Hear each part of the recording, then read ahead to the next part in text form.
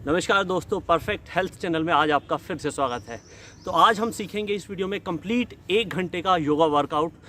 योग गुरु दीपक जी हमें सिखाएंगे।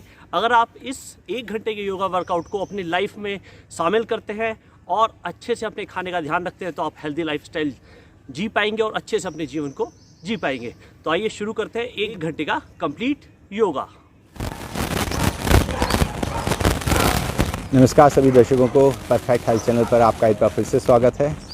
मैं दीपक सारस्वत आज आपको योग अभ्यास के क्रम में पूरे 1 घंटे का अभ्यास कराऊंगा, जिससे कि आप घर बैठे ये वीडियो आप चलाएं और आपका 1 घंटे का पूरा अभ्यास निरंतरता से पूर्ण रूप से हो जाए। और तो आज इस 1 घंटे के अभ्यास क्रम में हम शुरुआत करेंगे प्राणायाम से।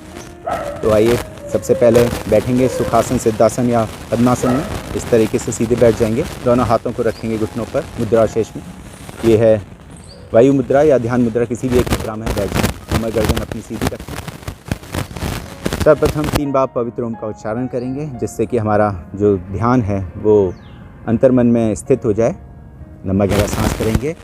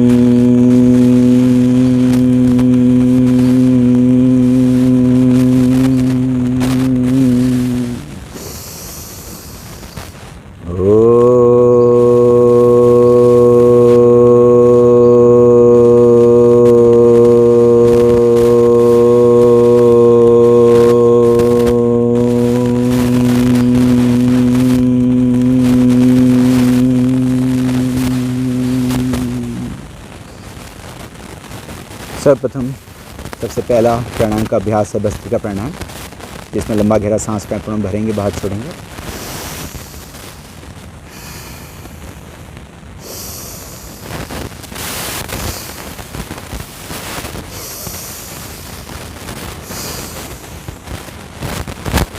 लंबा गहरा सांस हम फेफड़ों में भर रहे हैं, बाहर छोड़ रहे हैं।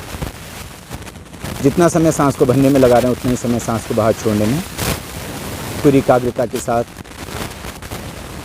सारा ध्यान आपका सांसों को भीतर भरने और बाहर छोड़ने पर।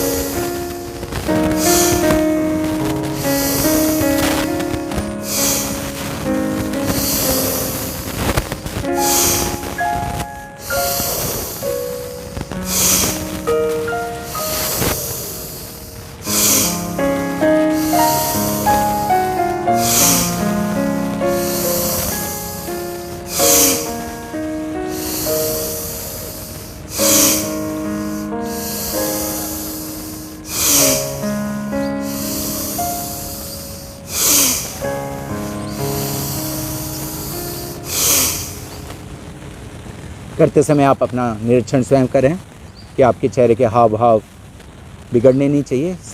चेहरे पे आपके भाव एकदम सामान्य रहने चाहिए। आंखें बिछनी नहीं चाहिए, भौहें हिलनी नहीं चाहिए, आपके होठ हिलने नहीं चाहिए। बस खाली नाक के द्वारा आप सांस भीतर भरेंगे फेफड़ों में, बाहर छोड़ेंगे।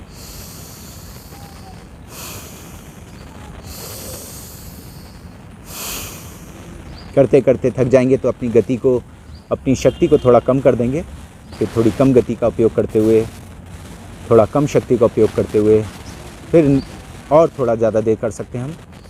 बहुत ज़्यादा थकान होने पर बीच में 10-15 मिनट का, 10-15 सेकंड का आप विश्राम भी ले सकते हैं, रेस्ट कर सकते हैं।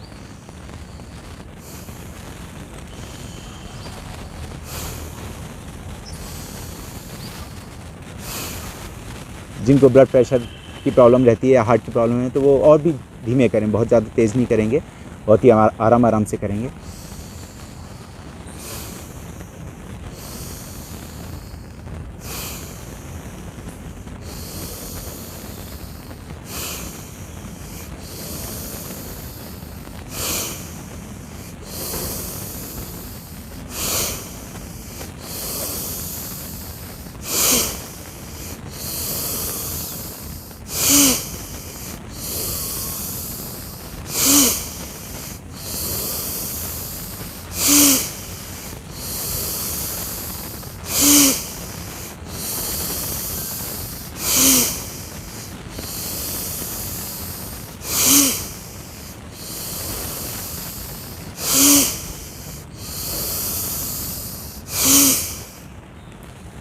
ठीक है, बस रुक जाएंगे इस राउंड के बाद। तो ये हमने करीब 4 से 5 मिनट किया लगातार। जो बहुत ही बिगनिंग में जो बहुत ही अभी शुरुआत कर रहे हैं, बिगनर्स हैं, वो 2 मिनट भी करेंगे तो पर्याप्त है, लेकिन जो अभ्यस्त हो चुके हैं वो इस प्रकार 5 मिनट तक लगातार इसको बड़े आराम से कर सकते हैं। जब भस्त्रिका प्राणायाम पूरा हो जाए तो बीच में सूक्ष्म व्यायाम करेंगे। ऐसे हाथों को सामने से सीधा उठाएंगे, उंगलियों को टाइट करते आधा मोड़ेंगे, सीधा करेंगे, उंगलियां टाइट रखेंगे, आधा मोड़ेंगे, सीधा करेंगे। Only we will fold our fingers up to half level.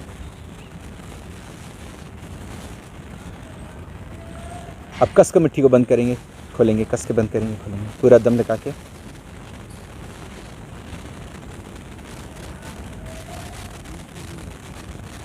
इस प्रकार 10, 15, 20 बार तक बड़े आराम से कर सकते हैं, जब तक आपका हाथ नहीं थकता। फिर अंगूठा अंदर, उंगलियों पर, मुट्ठियों को बंद कीजिए इस प्रकार और गोल गोल घुमाइए।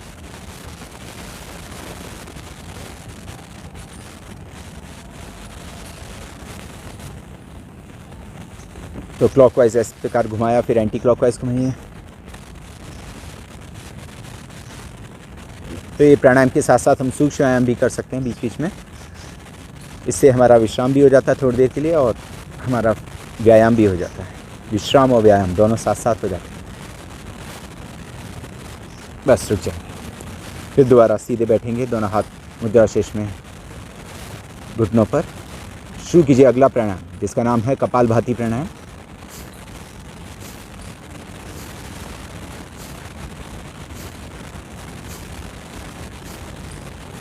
सांसों को बाहर छोड़ रहे हैं हम।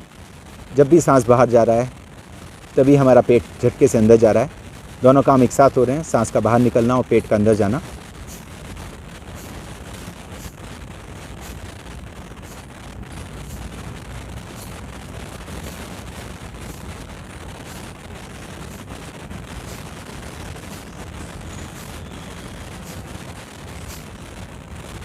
भस्त्रिका प्राणायाम में तो हमने सांस को भीतर भरा था और जब जो प्राण शक्ति है, ये सांस जो हमारे भीतर जाते हैं तो हमें ऊर्जा से भर देते हैं। हमारी जो पूरा शरीर है वो दोबारा से ऊर्जा से भर जाता है, इंग्लिश में कहें तो एनर्जाइज हो जाता है फिर से। और कपालभाति के द्वारा हम अपने विकारों का विसर्जन करते हैं। तो जब भी हम सांस बाहर छोड़ रहे हैं तो हमारे भीतर जो विकार हैं वो बाहर निकल रहे हैं, ऐसा हम मन में विचार करते हुए करेंगे।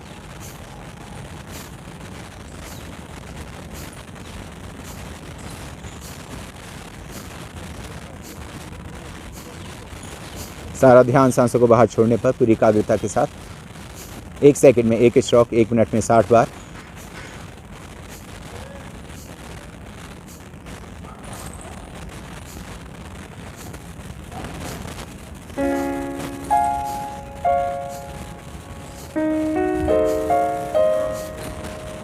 जिनको ब्लड प्रेशर की प्रॉब्लम है, हाई ब्लड प्रेशर की, या जिनको हार्ट की प्रॉब्लम है, वो 1 सेकंड में 1 स्ट्रोक से भी धीमे करेंगे, यानी 1 मिनट में 50 बार या 40 बार ही करेंगे।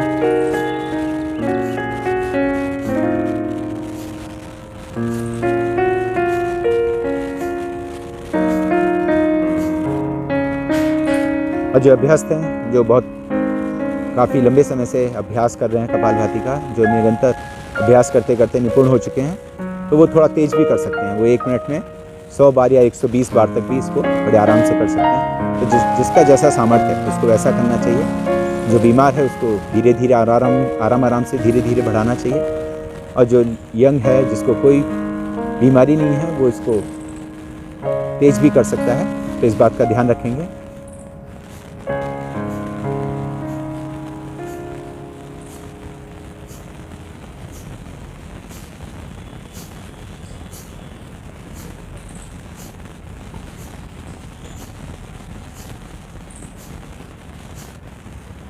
इसको करते में भी ध्यान रखें कि आपका शरीर हिलना नहीं चाहिए। आपके कई बार ऐसा होता है कि करते करते हमारा गर्दन हिल रही होती है, हमें पता ही नहीं लगता। देखिए इस प्रकार, तो ये गलत हो जाता है। तो आपका शरीर स्थिर रहना चाहिए, कमर गर्दन सीधी रहनी चाहिए, चेहरे के हाव भाव आपके सामान्य रहें, उनमें कोई बदलाव नहीं होना चाहिए। कई बार ऐसा होता है कि करते करते आंखें बिछने लगती हैं, होठ हिलने लगते हैं, तो ऐसा नहीं होना चाहिए।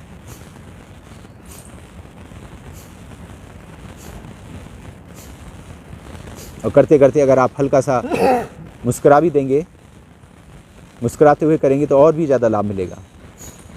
इससे हमारा जो चित्त है वो प्रसन्न होने लगता है।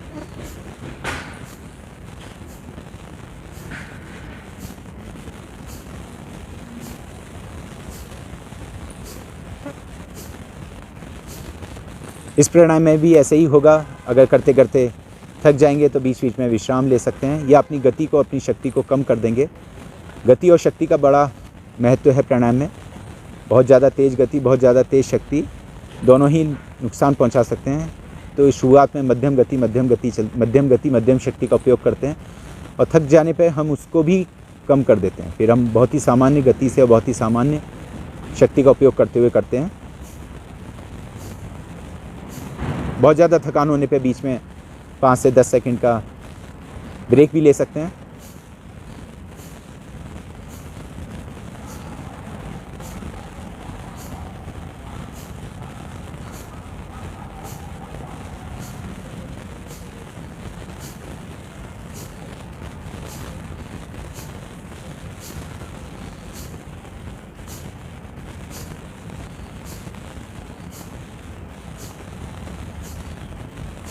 तो कपालभाति प्राणायाम आपके उदर से संबंधित जितनी भी रोग हमारे शरीर में पैदा होते हैं, गैस की प्रॉब्लम, एसिडिटी, कॉन्स्टिपेशन, गैस्ट्राइटिस और लिवर, फैटी लिवर, या फिर आपके पेन क्रियाज अगर काम नहीं करते, जैसे डायबिटीज़ में होता है, तो वो दोबारा से काम करने लगते हैं।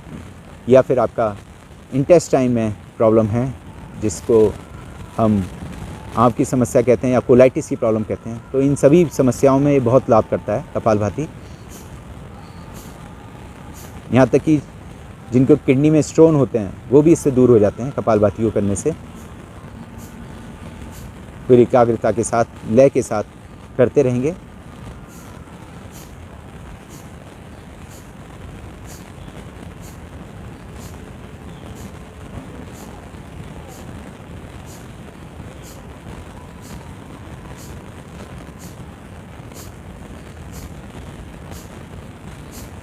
कपालभाति को करने में लय का भी बहुत बड़ा महत्व है। कई बार ऐसा होता है कि हम कभी तो बहुत तेज़ करने लग जाते हैं, कभी एकदम बहुत धीमे करने लग जाते हैं। तो ऐसा नहीं होना चाहिए, मतलब पल पल में नहीं बदलना चाहिए। हाँ, ये है कि आप 2-3 मिनट लगातार आप तेज़ कर रहे हैं, उसके बाद 2-3 मिनट आप स्लो कर रहे हैं, वो तो ठीक है। लेकिन आप कभी तो एक आधा मिनट तो आपने बहुत तेज़ कर लिया, फिर एकदम से धीमे पड़ गए, फिर एकदम से तेज़ हो गया, तो ये गलत है। कोशिश करें निरंतर आप एक स्पीड के साथ एक बना के रखें उसको।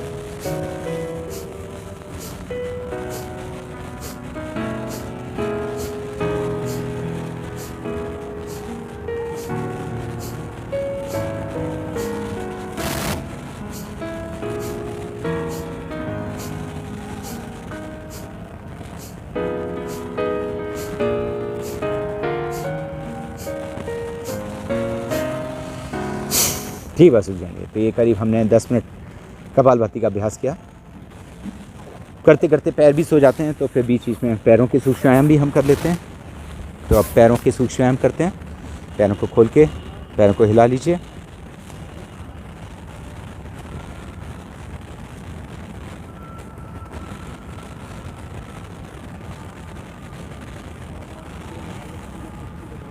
वैसे तो आप बीच में जब हम कर रहे थे कपालभाति, अगर बीच में किसी के पैर सो जाएं तो बीच में भी इसको खोल के कर सकते हैं। ऐसा नहीं है कि जब हमने बदला है तभी आपको बदलना है।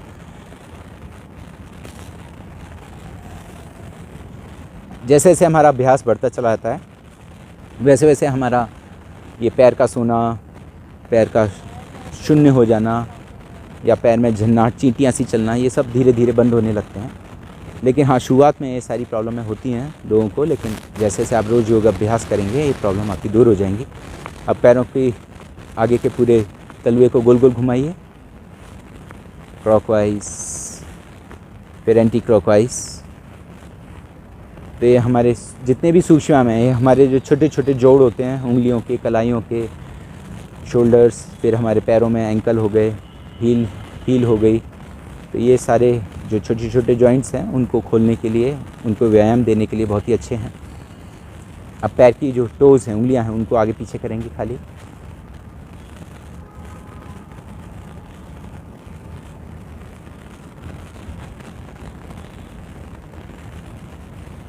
किसी किसी का अभ्यास बैठने का भी नहीं होता, वो थोड़ी देर बैठते हैं तो उनकी कमर दर्द कर जाती है, तो वो बीच बीच में लेट भी सकते हैं। 10 सेकंड 15 सेकंड के लिए बीच में थोड़ा विश्राम ले लिया, फिर दोबारा बैठ के करने लगे, ऐसा भी कर सकते हैं। अब पैर के जो आपके नीज़ हैं, इनको नीचे की ओर दबाएंगे, घुटनों को बिना हाथों की मदद के। तो आगे से जो आपकी हील है, एड़ी है, वो उठ जाती है ज़मीन से। जब आपके घुटने नीचे की ओर दबेंगे तो एड़ियाँ उठ जाएंगी। ऐसे दबा के रखेंगे थोड़ी देर और फिर छोड़ देंगे। एक बार फिर से दबाएंगे, काउंट करेंगे 1 2 3 4 5 6 7 8 9 10, छोड़। तो ये पैरों की सूक्ष्म व्यायाम। दोबारा से बैठेंगे सीधे, थोड़े से हाथों के सूक्ष्म व्यायाम भी कर लेते हैं। ऐसे हाथ की उंगलियों को, हथेलियों को ऊपर करेंगे 90 डिग्री पर, फिर नीचे की ओर 90 डिग्री करेंगे। ऐसे 5 सेकंड या 10 सेकंड किसी भी अभ्यास में हम रुक सकते हैं। फिर वापस ऊपर,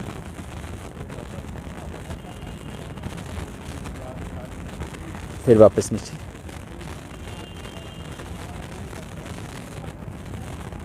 अब हाथों को मोड़ के लाएं कंधों तक, सीधा करें, मोड़ के लाएं, सीधा करें, मोड़ के लाएं, सीधा करें।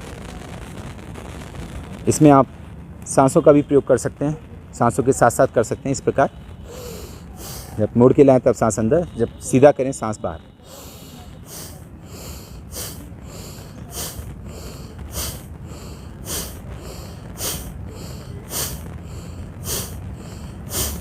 फिर साइड में पकड़ें।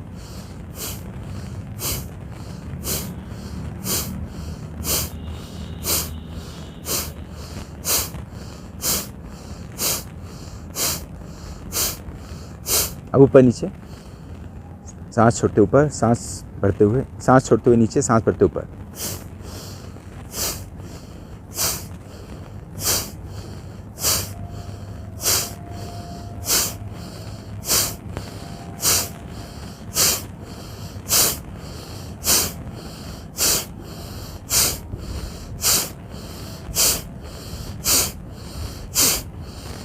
फिर दोनों हाथ आपके कंधों पर और कोहनियों को गोल गोल घुमाइए। सांस बढ़ते ऊपर, सांस छोड़ते नीचे।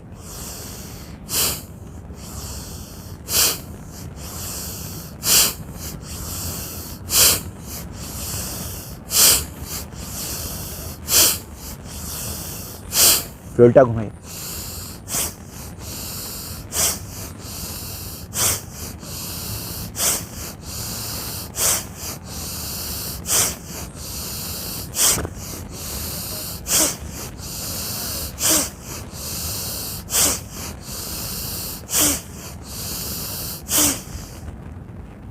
अब दोनों हाथों की कलाई को पकड़िए, एक राइट हैंड से लेफ्ट हैंड की कलाई, लेफ्ट हैंड से राइट हैंड की कलाई।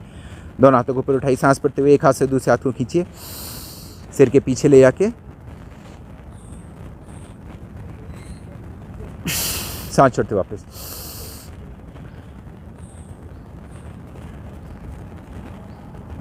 वापस।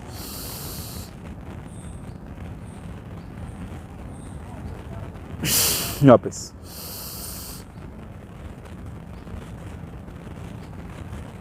वापस। फिर दोनों हाथ घुटनों पे इस प्रकार शोल्डर्स को आप रोटेट कीजिए क्लॉकवाइज।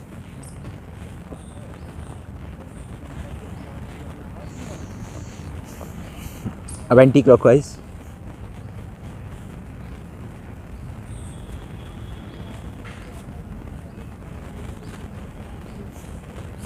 अपने एक लेफ्ट हैंड को तो मुद्रा शेष में घुटने के ऊपर ही रखिए, राइट हैंड को उठाइए और हथेली को जो है वो कान के ऊपर सिर पर रख देंगे और फिर एक दूसरे की तरफ दबाएंगे। सिर को हाथ की तरफ, हाथ को सिर की तरफ। 1 2 3 4 5 6 7 8 9 10। छोड़ दीजिए। फिर सांस भरते हुए दूसरी तरफ। 1 2 3 4 5 6 7 8 9 10।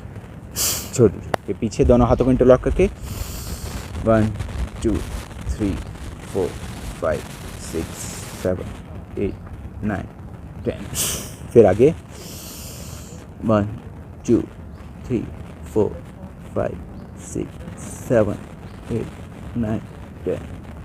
फिर नीचे 1 2 3 4 5 6 7 8 9 10। छोटे। अब जो आपका जो सिर है उसको गोल गोल घुमाना है क्लॉकवाइज, 2 बार क्लॉकवाइज 2 बार एंटी क्लॉकवाइज। जिनको सर्वाइकल की प्रॉब्लम रहती है वो इस प्रकार गोल गोल नहीं घुमाएंगे, बाकी सभी गोल गोल घुमा सकते हैं।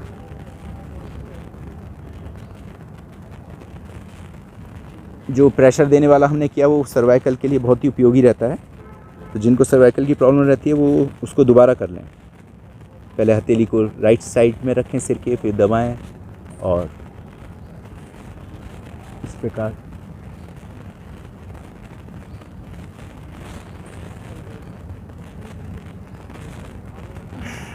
फिर 2 बार एंटी क्लॉकवाइज। बहुत ही आराम से करना है, जल्दबाजी नहीं करनी है। कई बार ऐसा होता है लोग ना एकदम जल्दी जल्दी गर्दन घुमाने लगते हैं और फिर उसमें झटका आ जाता है, तो ये गलती नहीं करनी है आपको।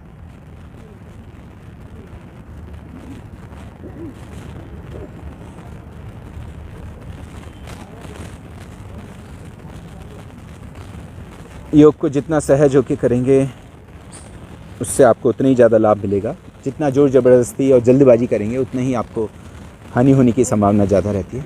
तो ये सूक्ष्म व्यायाम हुआ। अब तीसरा अभ्यास प्राणायाम का, उज्जाई प्राणायाम। तो उसमें हम गले को दबाते हैं अंदर की ओर और सांस को भीतर भरते हैं। दोनों काम एक साथ करते हैं। तो मैं आपको पहले करके दिखाता हूँ।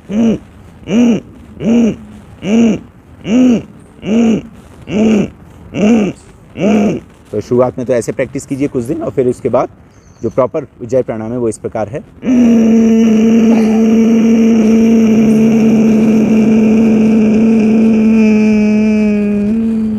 भरा, थोड़ी देर रोक के रखा, जालंधर बंद लगाया। थोड़ी को कंठकूप से लगाना, इसको जालंधर बंद कहते हैं।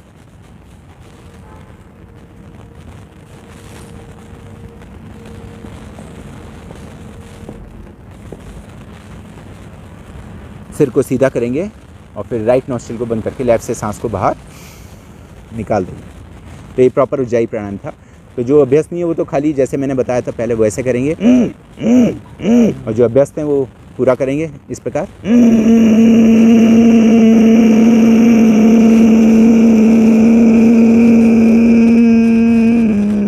थोड़ी देर रोक के रखेंगे।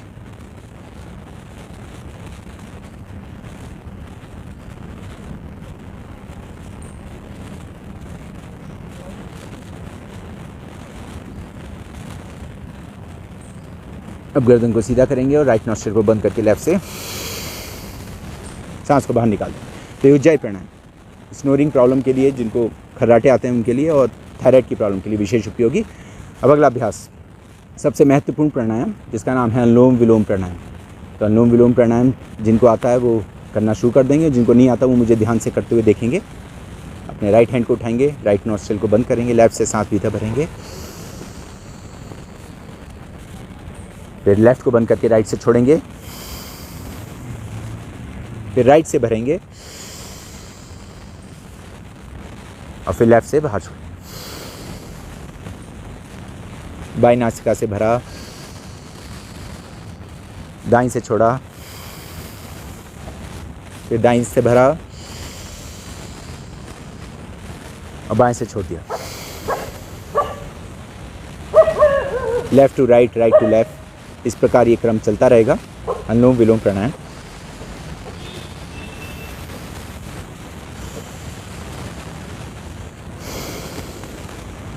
इस प्राणायाम को करते में आपका एक हाथ जो है वो मुद्रा शेष में घुटनों पे रहना चाहिए। दूसरा हाथ भी आप वायु मुद्रा में लगा के आप कर सकते हैं। ये जो बीच की 2 उंगलियां, इससे आपको नाक को बंद करना है।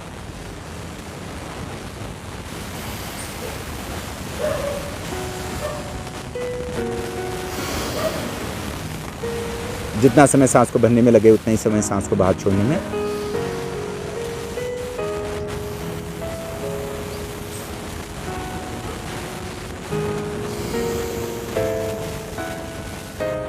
पूरी एकाग्रता के साथ सारा ध्यान सांसों को भीतर भरने और बाहर छोड़ने पर।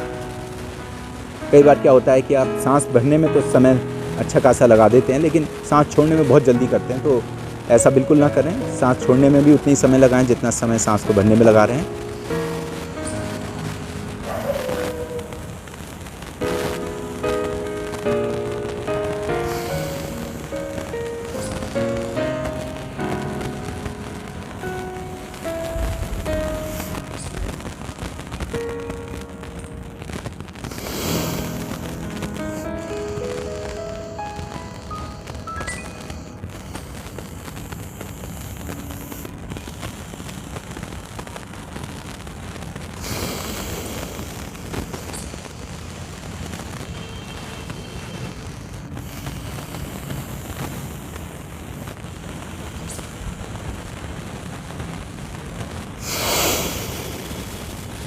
अपना निरीक्षण स्वयं करें कि आप सांस फेफड़ों में भर रहे हैं कि पेट में भर रहे हैं।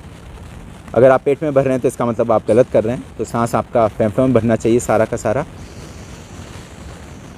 सारा सांस फेफड़ों में भरा, बाहर छोड़ दिया, फिर दोबारा भरा, बाहर छोड़ दिया। करते करते अगर एक हाथ आपका दर्द करने लगता है, कंधा आपका, तो आप हाथ बदल के भी कर सकते हैं बीच में।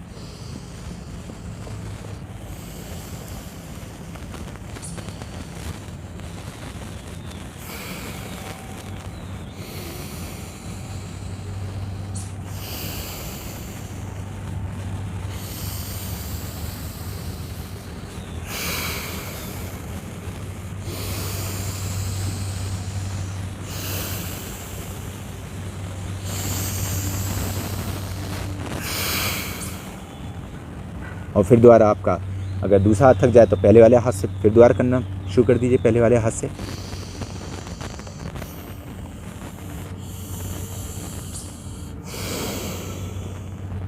कई बार लोग ना हाथ ऐसे ऊपर उठा के करते हैं तो इससे हाथ जल्दी थक जाता है। तो ऐसा आप ना करें, आप हाथ को नीचे ही रखें और फिर आराम से करते रहें।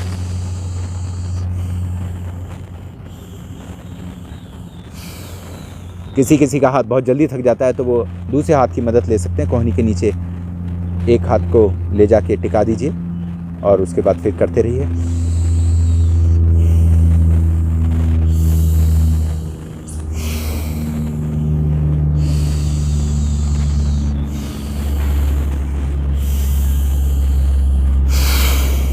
बहुत ज़्यादा थकान होने पर बीच में आप थोड़ी देर के लिए विश्राम भी ले सकते हैं, जैसा कि मैंने आपको पिछले प्राणायाम में भी बताया था।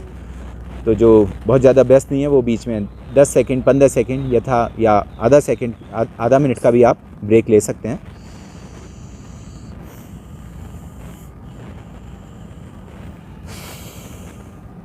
इसमें भी आप ऐसा कर सकते हैं कि आप अपनी गति को, अपनी शक्ति को कम भी कर सकते हैं थकान होने पर। तो फिर कम गति का उपयोग करते हुए, कम शक्ति का उपयोग करते हुए आप इसको जारी रख सकते हैं थोड़ा और 2-3 मिनट के लिए।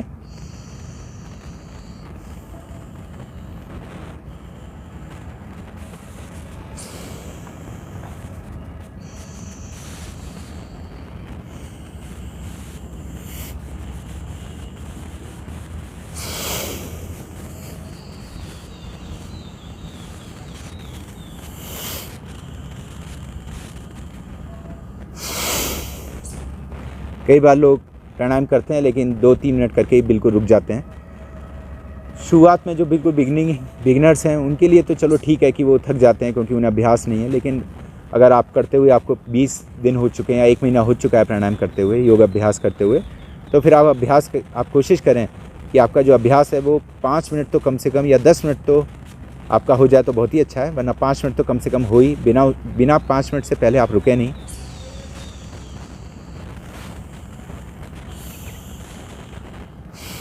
तो जैसा कि करते हुए अभी हमें 5 मिनट हो चुके हैं।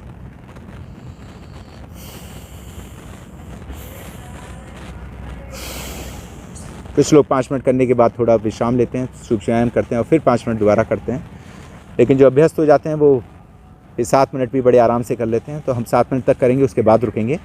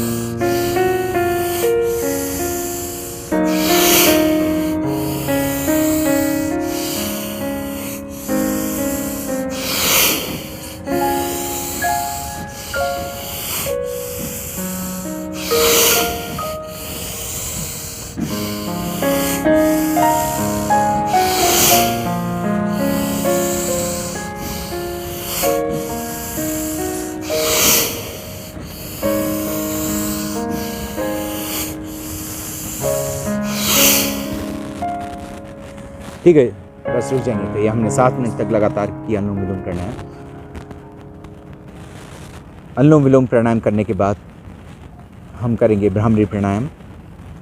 तो इसको करने के लिए आप अंगूठी से कान बंद करेंगे, 3 उंगली आंखों पे, 1 उंगली माथे पर, अंगूठी से कान बंद कीजिए। 3 बार ओमकार का मुख से नाद करेंगे।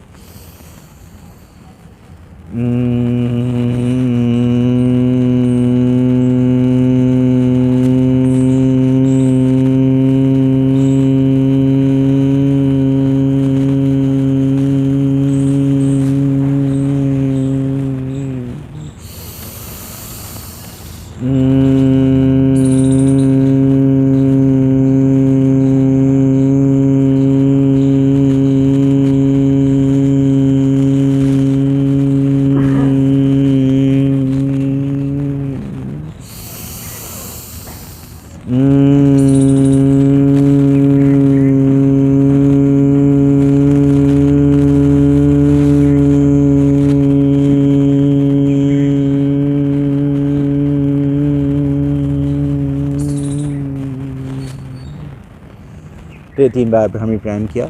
आंखें बंदी रखेंगे और उद्गीत प्राणायाम करेंगे 3 बार।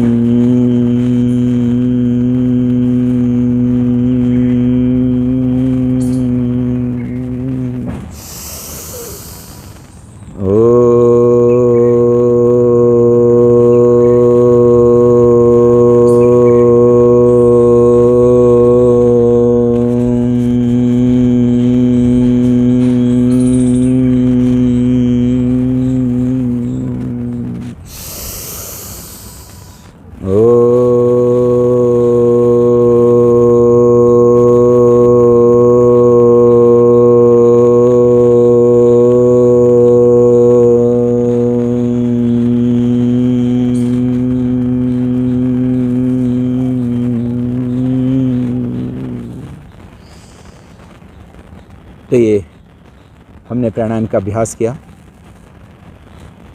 अब हम आसनों का अभ्यास करेंगे, तो उसके लिए लेट जाएंगे।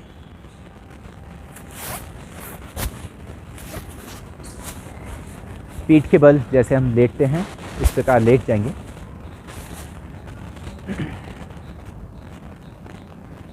लेटने के बाद सबसे पहले अपनी बॉडी को स्ट्रेच करेंगे, पूरी बॉडी को स्ट्रेच करेंगे। हाथों को सिर के पीछे ले आके ऊपर की ओर खींचेंगे, पैरों को नीचे की ओर। तो ये स्ट्रेचिंग करने से जो हमारे शरीर में सुस्ती आई है वो दूर हो जाती है और जो हमारा शरीर खुल जाता है। Okay, stop stretching. अब हम पहला अभ्यास करेंगे आसनों में पवन मुक्तासन। सर्वप्रथम अपने राइट पैर को, दाहिने पैर को मोड़ के लेके आएंगे चेस्ट के पास और घुटने को पकड़ के दबाएंगे चेस्ट की ओर और फिर धीरे से सिर को उठाएंगे। अगर सर्वाइकल पेन रहता है तो सिर नहीं उठाएंगे, सिर को ज़मीन पे रहने देंगे। और सर्वाइकल पेन नहीं है तो धीरे धीरे सिर को उठाते हुए कोशिश करेंगे नाक को घुटने से छुलाने की। लेकिन ध्यान नहीं रखेंगे कि नाक को घुटने से छुलाने के चक्कर में आपका जो शरीर का बैलेंस है वो बिगड़ना नहीं चाहिए। कई बार कुछ लोग बिल्कुल ऐसे टेढ़े मेढ़े हो जाते हैं सिर्फ इसलिए कि उन्हें नाक को घुटने से छुलाना है, तो वो हम गलती नहीं करेंगे। वापस आएंगे धीरे से। जितना आप शरीर को सीधा रखेंगे उतना आपको लाभ मिलेगा। अब लेफ्ट पैर को मोड़ के लेके आए, घुटने के पास, घुटने को पकड़ के दबाए चेस्ट की ओर, धीरे से सिर को उठाया और काउंटिंग करी 10 तक। 1 2 3 4 5 6 7 8 9 10। तो ये 10 सेकंड कम से कम हमें रुकना होता है किसी भी आसन में। अब दोनों पैरों से एक साथ, दोनों पैरों को मोड़ के लेके आएंगे चेस्ट के पास, घुटनों को पकड़ के दबाइए, धीरे से सिर को उठाइए और इसमें थोड़ी को घुटने से लगाने की कोशिश करेंगे। नहीं भी लगेगा तो भी चलेगा, लेकिन जोर ज़बरदस्ती नहीं करेंगे। 10 सेकंड पूरे हो जाएंगे तो फिर वापस आ जाएंगे, वापस आएंगे। तो ये पवन मुक्तासन हमने किया। पेट की प्रॉब्लम, इसका नाम भी पवन मुक्तासन इसीलिए क्योंकि इसको करने से हमारे पेट की जो गैस है वो बाहर निकल जाती है। तो ये हमारे पेट के लिए, कमर के लिए, दोनों के लिए बहुत उपयोगी आसन है। अब अगला अभ्यास पवन मुक्तासन के बाद मरकट आसन। उसमें अपने दोनों हाथों को फैला लीजिए कंधों के बराबर में। अपने राइट पैर की एड़ी को उठाएंगे, अपने राइट पैर को उठाएंगे और उसकी एड़ी को, राइट पैर की एड़ी को रखेंगे लेफ्ट पैर के अंगूठे के ऊपर और फिर पैरों को लेफ्ट साइड में झुकाते जाएंगे। अगर आपका राइट पैर ऊपर है तो लेफ्ट साइड में झुकाएंगे और आपका लेफ्ट पैर ऊपर है तो राइट साइड में झुकाएंगे। और जो आपका सिर है वो अपोजिट डायरेक्शन में टर्न करेगा। 10 सेकंड रुकने के बाद वापस आ जाएंगे धीरे से। अब पैरों को बदलिए, फिर दूसरी तरफ। अगर लेफ्ट लेग ऊपर है तो राइट साइड में झुकाएंगे और सिर को अपोजिट डायरेक्शन में काउंट करेंगे। 1 2 3 4 5 6 7 8 9 10। वापस आए। तो इस प्रकार 10 तक काउंट करने का मतलब है 10 सेकंड हमारे हो जाते हैं। अब दूसरा अभ्यास मरकट आसन का। दोनों पैरों को मोड़ लीजिए घुटनों से, दोनों पैरों को एक साथ लेफ्ट साइड में झुकाएंगे। घुटने के ऊपर घुटना, एड़ी के ऊपर एड़ी। 1 2 3 4 5 6 7 8 9 10। और अब धीरे से वापस आएंगे। फिर अब दूसरी तरफ राइट साइड में अपने पैरों को टर्न करेंगे, सिर को लेफ्ट साइड में। मेरे साथ साथ मेरे 2 साथी भी कर रहे हैं, मोहित और अपार सारस्वत जी, तो आप उनको भी करता हुआ देख सकते हैं। वापस आएंगे धीरे से। अब तीसरा अभ्यास मरकट आसन का। इसमें दोनों पैरों को थोड़ा सा फैला लेते हैं और फिर दोबारा से जैसे हमने पहले किया था लेफ्ट साइड में इसी प्रकार झुकाएंगे पैरों को ज़मीन की ओर। इसमें पैर में स्थिति ऐसा होगा कि आपका जो राइट पैर का जो घुटना है वो लेफ्ट पैर के पंजे के पास में, अंगूठे के पास में, लेफ्ट पैर के अंगूठे के पास में आ जाएगा राइट पैर का घुटना। 10 सेकंड पूरा होने पे वापस आ जाएंगे और अब दूसरी तरफ झुकाएंगे। 1 2 3 4 5 6 7 8 9 10। वापस आएंगे धीरे से। अब चौथा अभ्यास मरकट आसन का। मरकट आसन के सारे अभ्यास कमर के लिए बहुत ही उपयोगी हैं। अब अपने राइट पैर को उठाएंगे आसमान की ओर और लेफ़्ट साइड में बाईं तरफ जमीन पे ले आके रखेंगे। अगर जिनका अभ्यास नहीं है वो तो खाली जितना ले जा पाएंगे उतना ले जाके रख देंगे, और जिनका शरीर खुलता जा रहा है वो फिर हाथ से पैर की अंगूठी को पकड़ने की कोशिश करेंगे। धीरे धीरे पैर को हाथ की तरफ ले जाएंगे और फिर आपका जो पैर का घुटना है, पैर का जो अंगूठा है वो आपका हाथ से पकड़ में आ जाएगा। ध्यान ये रखेंगे कि आपके जो पैर का घुटना है वो मुड़ेगा नहीं, आपके हाथ जहाँ है वहीं रहेंगे और आपका जो दूसरा पैर है वो भी सीधा रहेगा। दोनों पैरों के घुटने सीधे रहेंगे और वापस आ जाएंगे। इसमें ज़रूरी नहीं है कि आप पैर की अंगूठी को पकड़ पाएँ। अपने लेफ्ट पैर को उठाएंगे आसमान की ओर और राइट साइड में जमीन पर ले आकर रखेंगे। अगर आप इतना भी कर पा रहे हैं जैसे मैं अभी कर रहा हूँ, अभी करता हुआ देखिए मेरे को, तो इतना भी पर्याप्त है। और जो यज्ञ हैं जो काफ़ी टाइम से अभ्यस्त हैं योग करने के, वो इस प्रकार पकड़ भी सकते हैं।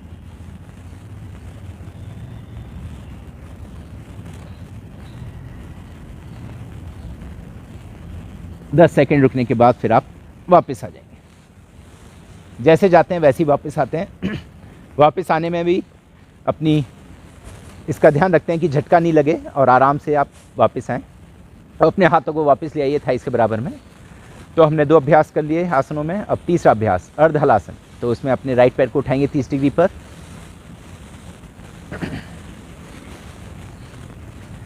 30 डिग्री तक उठाकर थोड़ी देर रोक के रखेंगे। 10 तक काउंट करेंगे। 1 2 3 4 5 6 7 8 9 10। अब 60 डिग्री पर ले जाएंगे और अब 90 डिग्री पर। पूरा 90 डिग्री नहीं भी जा पाएगा तो भी अगर आप 60 डिग्री या 70 डिग्री पर भी रख पा रहे हैं तो भी अच्छा है। धीरे धीरे रोज़ अभ्यास करते रहने से 90 डिग्री होने लगता है। थोड़ी देर रुकने के बाद फिर आप वापस आ जाएंगे। 60 डिग्री पर आएंगे पहले, फिर 30 डिग्री पर और अब वापस ज़मीन पर। अब हम अपने दूसरे पैर को, लेफ्ट पैर को उठाएंगे 30 डिग्री पर, थोड़ी देर होल्ड करेंगे। 1 2 3 4 5 6 7 8 9 10। अब 60 डिग्री पर उठाइए और अब 90 डिग्री पर ले जाइए। थोड़ी देर रुकिए। जब 10 सेकंड आपके पूरे हो जाएं उसके बाद अब वापस आएंगे 60 डिग्री पर, फिर 30 डिग्री पर, वापस ज़मीन। तो एक एक पैर से हुआ। फिर दोनों पैरों से भी करते हैं इसको। दोनों पैरों को उठाएंगे 30 डिग्री पर। जिनको कमर में दर्द रहता है वो दोनों पैरों को नहीं उठाएंगे, या जिन्होंने अभी योग करना शुरू किया है, जो बिगिनर्स हैं, वो भी नहीं करेंगे। वो एक एक पैर से ही दोबारा करेंगे। इस प्रकार 10 सेकंड उठा के रखने के बाद अब 60 डिग्री पर उठाइए दोनों पैरों को और अब 90 डिग्री पर ले आने की कोशिश कीजिए। 90 डिग्री पर भी थोड़ी देर आपको होल्ड रखना है। तो ये जिनको कोई समस्या नहीं है वो इस प्रकार करेंगे। और फिर इसमें आप हलासन भी कर सकते हैं। इस स्थिति में आने के बाद अर्ध हलासन के बाद सीधे हलासन में जा सकते हैं। ये लेकिन केवल वही कर पाएंगे जिनकी फ्लेक्सिबिलिटी ज़्यादा है, जो बिल्कुल बीमार नहीं है। केवल उन्हीं को करना है हलासन। जिनको हाई बीपी है, कमर में दर्द है, उनको बिल्कुल नहीं करना है। तो ये हलासन की स्थिति, इसमें हाथ आप पीछे भी रख सकते हैं सिर के, और जिस प्रकार मैंने रख रखे हैं सामने की ओर सीधे, ऐसे भी रख सकते हैं। थोड़ी देर रुका और फिर धीरे से वापस आएंगे। वापस आते में भी आपको झटका नहीं लगना चाहिए। देखिए ये थोड़ा कठिन आसन है, तो ये जो अभ्यस्त हो चुके हैं करते हुए योग अभ्यास, और जो यंग है जिनको कोई बीमारी नहीं है, केवल उन्हीं को करना है ये हलासन। बीमार व्यक्ति के लिए नहीं है हलासन। अब आप इसमें बीच में थोड़े व्यायाम भी आप जोड़ सकते हैं। उन्हें भी हम आसन का नाम दे सकते हैं, जैसे द्विचक्रिकासन, पादवृत्तासन। तो उससे हमारे जो फैट है, थाइस का फैट, पेट का फैट, वो कम हो जाता है। तो जिनको फैट ज़्यादा है वो इस प्रकार साइकिलिंग करें। इसको द्विचक्रिकासन कहते हैं।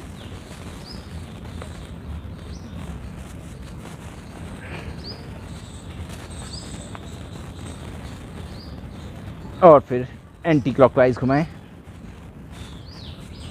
ये जो अभ्यास हैं इन्हें आप अपने ज़रूरत के हिसाब से घटा बढ़ा सकते हैं। जैसे अगर किसी को फैट कम करना है तो बस खाली यही अभ्यास, ये द्विचक्रिकासन, साइकिलिंग और पादवृत्तासन जो इससे अगला हम कराएंगे, उन्हें वो कई बार करें। हम तो अभी यहाँ पे थोड़े ही कराएंगे, लेकिन आप उसे फिर 100 बार 200 बार भी कर सकते हैं। तो जितना ज़्यादा करेंगे उतना ही ज़्यादा लाभ मिलेगा। अब दोनों पैरों से भी मिला के चला सकते हैं। जो बिल्कुल जिन्होंने योग अभ्यास कभी किया नहीं है तो उनसे तो दोनों पैरों से चलना बहुत मुश्किल हो जाता है, तो वो एक एक पैर से ही करते रहें। कुछ दिन तक एक एक पैर से ही करें, उसके बाद फिर कुछ दिनों बाद फिर दोनों पैरों से भी होने लगता है। इस प्रकार 8-10 बार, 20 बार, 30 बार, जिसका जैसा सामर्थ्य होता है वैसा इसको कर सकते हैं। फिर एंटी क्लॉकवाइज भी घुमाएंगे। तो ये हमारे फैट को कम करने के लिए, पेट की चर्बी को घटाने के लिए और हमें स्वस्थ सुडौल बनाने के लिए योगाभ्यास।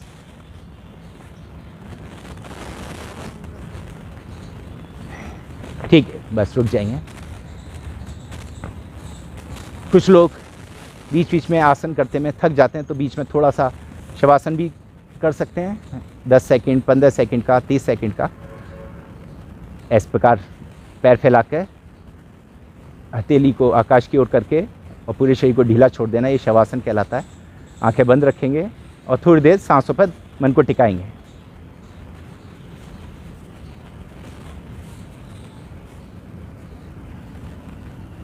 तो ये 10-15 सेकंड आप, या 30 सेकंड भी इसको कर सकते हैं, या 1 मिनट भी कर सकते हैं, डिपेंड करता है। अब अगला अभ्यास, दोनों पैर को वापस मिलाइए, पादवृत्तासन। तो इस प्रकार गोल गोल घुमाना है, शून्य बनाना है आपको पैर से। बीच बीच में विश्राम लेना या नहीं लेना, ये भी आप पे निर्भर करता है। क्योंकि अगर किसी का बीपी हाई रहता है तो उसको तो हर 2 आसन या 3 आसन करने के बाद ज़रूरी है कि वो थोड़ा विश्राम करे, क्योंकि बीपी हाई वालों को निरंतर अभ्यास नहीं करना चाहिए, बीच बीच में विश्राम करते हुए करने चाहिए। और जो बिल्कुल स्वस्थ हैं, जिनको बीपी की प्रॉब्लम नहीं है, तो वो लगातार कर सकते हैं, बीच में वो ज़रूरी नहीं है कि वो विश्राम लें। तो ये आप पे निर्भर करेगा कि आप विश्राम करते हैं या नहीं। ऐसे क्लॉकवाइज भी घुमाया, फिर हमने एंटी क्लॉकवाइज भी घुमाया। तो दोनों तरफ घुमाने के बाद फिर हम रुक जाते हैं, फिर दूसरे पैर से करते हैं।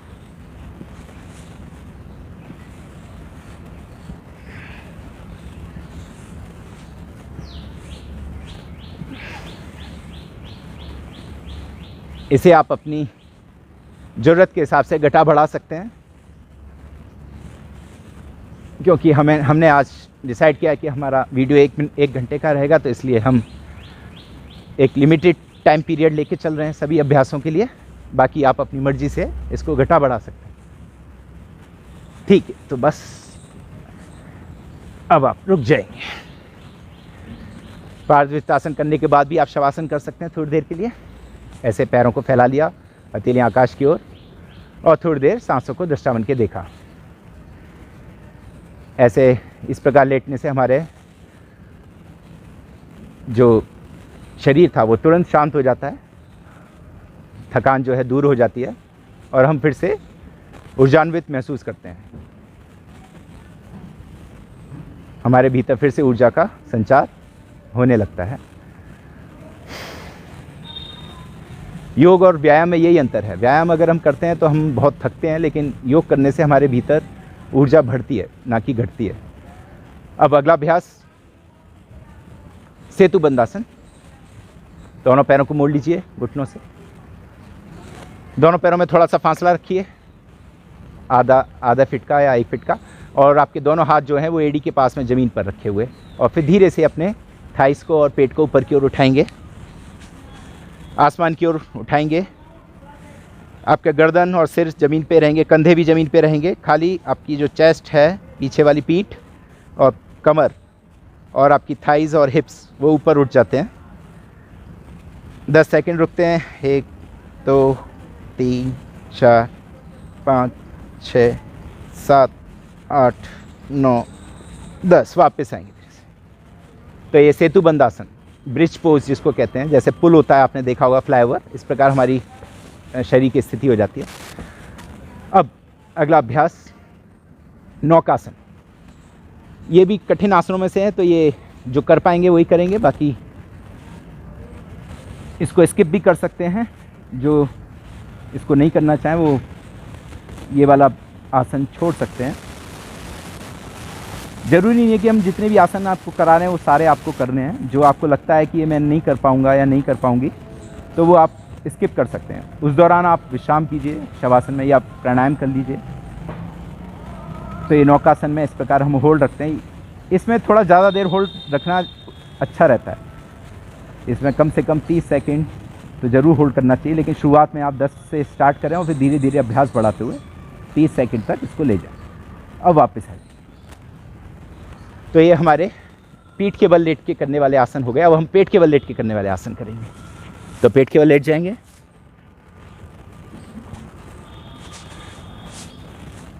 पेट के बल लेट के सर्वप्रथम भुजंग आसन करेंगे। दोनों हथेलियां आप रखेंगे कंधों के नीचे ज़मीन पर, कोहनियाँ उठी हुई रहेंगी थोड़ी सी। पहले सिर को उठाएंगे, फिर चेस्ट को, और बहुत ज़्यादा ऊपर नहीं उठाएंगे भाई, इतना उठाएंगे कि नाभि तक। नाभि से ऊपर और ज़्यादा आपका नहीं उठना चाहिए, नाभि तक आपका बस खाली उठेगा। ऊपर आसमान की ओर देखने की कोशिश करेंगे। 10 सेकंड जब पूरे हो जाएंगे तो फिर वापस आएंगे धीरे से। फिर इसका दूसरा अभ्यास, दोनों हथेलियां माथे के नीचे ज़मीन पर और सामने से पूरा सीधा उठाएंगे। इसमें थोड़ा हाथ आप पीछे की तरफ भी ला सकते हैं, जैसे जैसे आपकी कमर में फ्लेक्सिबिलिटी बढ़ती जाएगी और आपके जो पैर, हाथों की जो कोहनियाँ बिल्कुल सीधी हो जाएंगी। बहुत ज़्यादा जोर ज़बरदस्ती नहीं करेंगे। कई बार ऐसा होता है कि योग शिक्षक को करते हुए देखा और बिल्कुल वैसा करने की कोशिश में फिर आप नुकसान कर लेते हैं। तो यथासंभव आप जितना कर पाएँ, अगर आप पूरा सीधा नहीं कर पा रहे कोहनियों को, तो थोड़ा मोड़ के भी रखेंगे तो भी चलेगा। वापस आएंगे। अब तीसरा अभ्यास, दोनों हाथ सामने से सीधे करें कीजिए, शलभासन जिसको बोलते हैं। इसमें आप बिना हाथों की मदद के भी कर सकते हैं और हाथों की मदद के भी कर सकते हैं। तो हम हाथों की मदद से कर रहे हैं। अपने लेफ्ट हैंड और राइट लेग को उठाएंगे,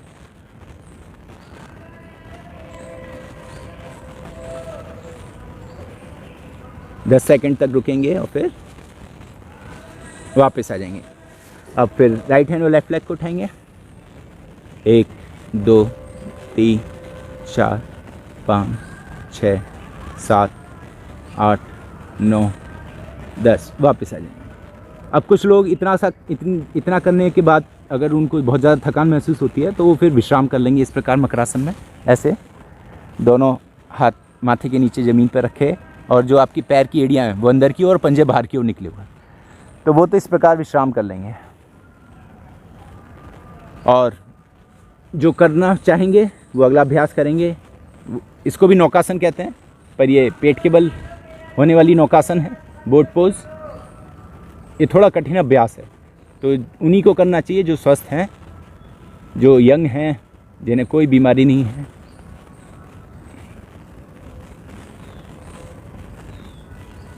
वापस आ जाइए। तो उसके बाद थोड़ी देर ऐसे विश्राम कर सकते हैं, 5 सेकंड 10 सेकंड ऐसे विश्राम करने के बाद अगला अभ्यास मकरासन। तो ऐसे कोहनी को स्टैंड बना लेंगे, जैसे टीवी स्टैंड होता है इस प्रकार हमारे हाथ स्टैंड बन जाते हैं। और फिर पैरों को चलाते हैं, हम पैरों को मोड़ के लेके आते हैं हिप्स के पास और फिर सीधा करते हैं। 1 बाय 1 एक एक करेंगे।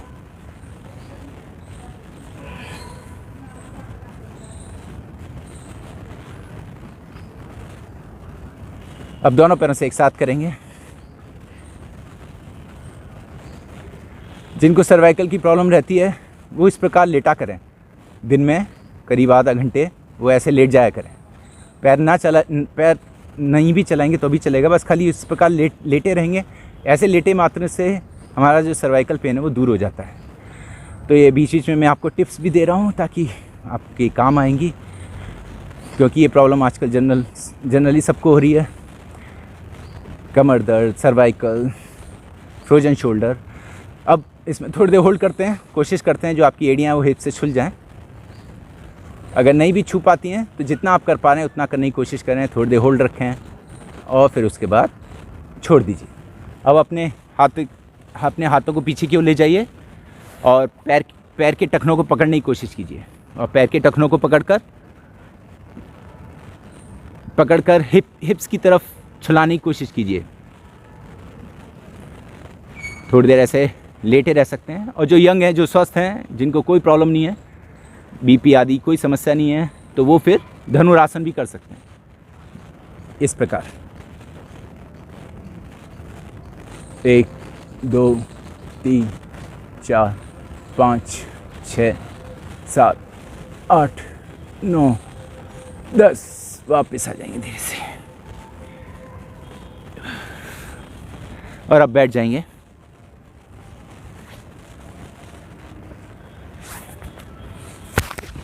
बैठ के सबसे पहले हम करेंगे, पैर सीधे करके बैठेंगे वक्रासन। वक्रासन में एक पैर मोड़ेंगे, एक पैर सीधा रखेंगे। पैर जो मोड़ा है वो, जो पैर सीधा है उसके बराबर में घुटने के पास में रखेंगे पैर मोड़कर। और फिर जो पैर मोड़ा वही हाथ पीछे जाएगा। राइट पैर मोड़ा है तो राइट हैंड पीछे, लेफ्ट लेग मोड़ा है तो लेफ्ट हैंड पीछे, और उसी तरफ घूम जाएंगे। जो हाथ पीछे है उसी साइड आपको ट्विस्ट करना है।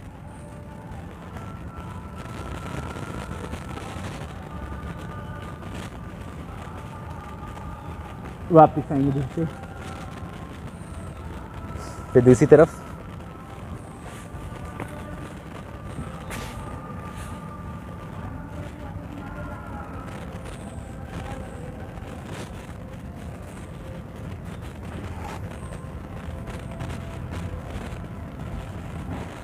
वापस आएंगे। तो ये वक्रासन हुआ। अब जानुषी-आसन।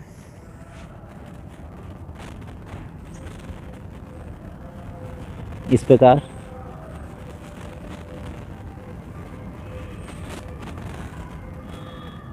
वापस आएंगे धीरे से, फिर दूसरे पैर से।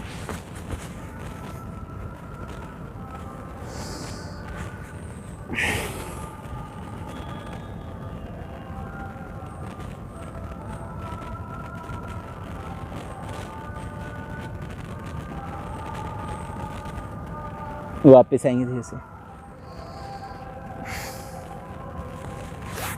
फिर दोनों पैरों से एक साथ। जरूर जिनको प्रॉब्लम है हार्ट की या बीपी की, वो दोनों पैरों से एक साथ नहीं करेंगे। पश्चिमोत्तानासन बोलते हैं इसको। जो यंग हैं, जो फिट हैं, जो स्वस्थ हैं, केवल उन्हीं को करना है ये।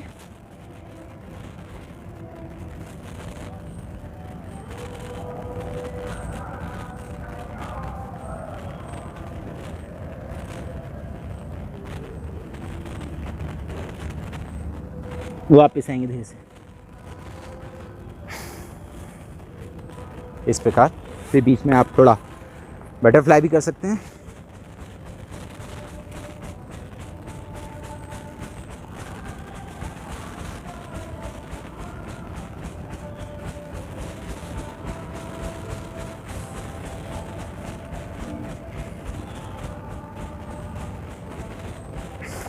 फिर अगला अभ्यास गौमुखासन। तो पैरों को इस प्रकार मोड़ेंगे, एक पैर नीचे, दूसरा पैर उसके ऊपर। पूरा अच्छे से मोड़ने के बाद जो पैर ऊपर है वाला हाथ ऊपर लेंगे और दूसरा हाथ नीचे से, तो पीठ के पीछे ले आके दोनों हाथों को पकड़ने की कोशिश करते हैं।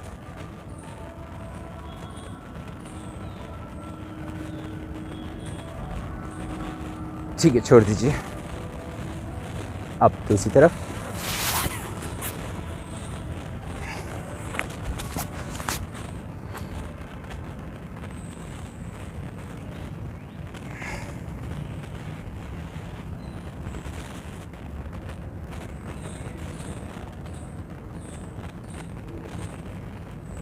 ओके दीदी, छोड़ दीजिए।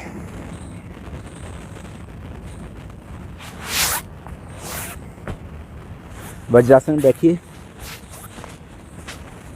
वज्रासन में इस प्रकार बैठते हैं। ये वज्रासन होता है, इसको खाना खाने के बाद ज़रूर करना चाहिए। खाना खाने के बाद 2 मिनट या 5 मिनट कम से कम ज़रूर बैठना चाहिए ऐसे। फिर इसमें पैर को थोड़ा फैला देते हैं, घुटनों को सामने से, तो हो जाता है उत्तान मंडूकासन। तो इस प्रकार ये स्पाइन को पूरा स्ट्रेच करने के लिए, आपके शोल्डर्स के लिए, स्पाइन के लिए, पेट के लिए, थाइस मसल्स के लिए बहुत ही अच्छा आसन है। और वापस आएंगे। तो ये 2-3 आसन और हम करेंगे खड़े होकर। तो उसमें खड़े होकर सबसे पहले ताड़ासन,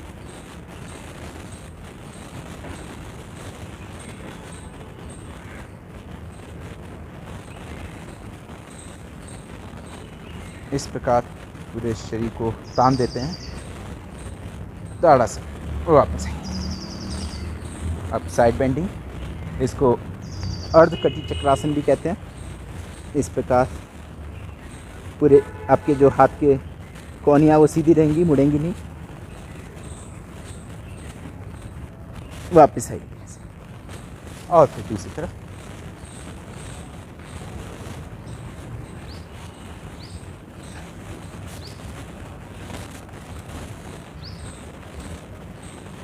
वापस। अगला अभ्यास पादहस्तासन।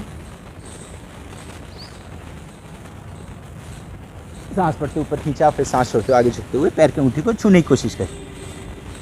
तो जो बिल्कुल नए साधक हैं वो तो बस इतने ही अटक जाते हैं, जो थोड़े से पुराने हो जाते हैं वो अंगूठी को छूने लगते हैं, और जो बहुत सीरियस होकर प्रैक्टिस करते हैं तो वो आराम से फिर हथेली को ज़मीन पर रखकर माथे को घुटने से लगा लेते हैं। इस प्रकार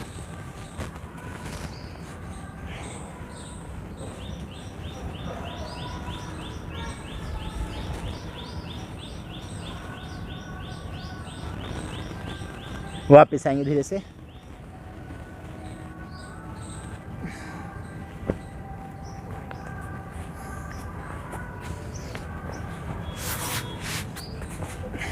ये हमारा 1 घंटे का योगा अभ्यास क्रम पूरा हुआ। जिनको समय मिलता है वो इसमें कुछ आसन और भी ऐड कर सकते हैं, और एक बहुत अच्छा अभ्यास होता है सूर्य नमस्कार, उसको भी ऐड कर सकते हैं। तो सूर्य नमस्कार का वीडियो हमारे इसी चैनल पे आप देख सकते हैं, और कुछ और आसन जो विशेष और ज़्यादा आपको फ्लेक्सिबल और ज़्यादा आपको निपुण बनाने के लिए, वो आसन भी हमने इस चैनल पर डाले हुए हैं, आप उनको भी देख सकते हैं। तो ये 1 घंटे का अभ्यास क्रम हमारा पूरा हुआ। आप सभी लोग, आप सभी दर्शकों ने, आप सभी भाई बहनों ने हमें इतनी उत्सुकता से देखा, उसके लिए बहुत बहुत धन्यवाद।